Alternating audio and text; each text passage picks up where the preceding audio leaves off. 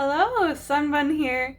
Today we're doing Gen 5, the Unova Region Pokemon, and building a team with them.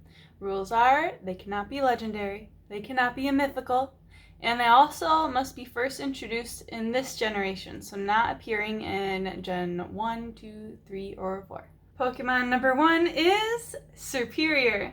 Grass type, the regal Pokemon. Superior possesses an ability to stop its opponents with a simple, intimidating glare. I appreciate that Superior only attacks with all its might against those who are not fazed by this tactic. I think that this Serpentine Pokemon is really pretty and truly exudes elegance. Pokemon number 2 is Zoroark. Dark type, the Illusion Fox Pokemon.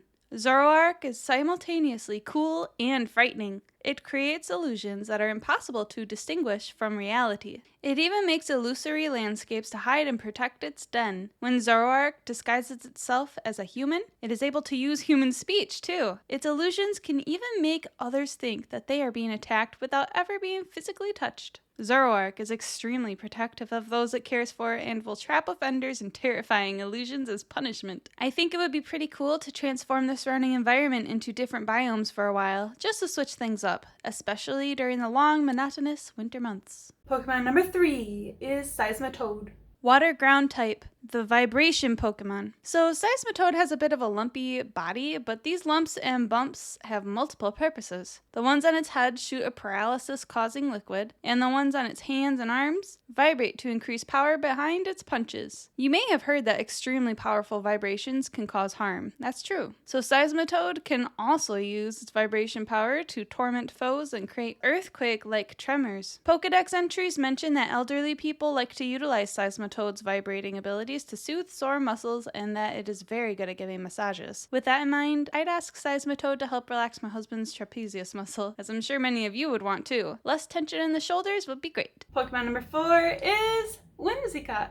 Grass type that later changes to Grass Fairy in Gen 6. The Wind-Veiled Pokemon. Whimsicott can manipulate its body in order to pass through very, very tiny spaces, no matter how narrow it might be. It's also a prankster. Whimsicott moves things around and only leaves tiny cotton balls as evidence. Even though it typically weighs just under 15 pounds, Whimsicott seems to be capable of riding the wind. But whether it generates its own wind currents for this, or literally is carried by already existing wind, is unknown. Whimsicott enjoys soaking up sunlight to grow its cotton and will tear it off when it grows to be too much. With all this cotton being produced, I'll round up the extra and process it so that I may make linens for various projects, mainly clothing. And I may have mentioned I have a soft spot for lighthearted pranks, so choosing Whimsicott was easy. Pokemon number 5 is Crocodile, or I like to call it Crookadooks. Ground dark type, the intimidation Pokemon. Crocodile has very, very powerful eyesight that can shift focus, like binoculars, allowing it to see things at an incredible great distance.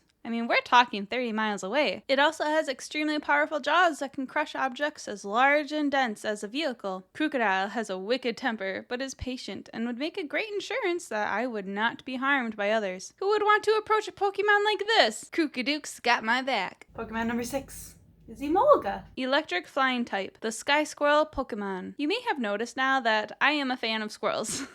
I won't deny it. Imoga lives in the treetops and uses its adorable little flaps to glide about. It generates electricity in its cute cheeks. Imoga also appreciates a bit of the culinary arts. It grills its food using its electric shocks. I cannot help it. It's even wearing a cape. Imoga's just so dang cute. And that wraps up my team choices for the Unova Region Pokemon, or Gen 5. Who would you choose? Please let me know below in the comments, or you can respond with a video of your own. Thank you so much for watching. I'll see you next time. Bye!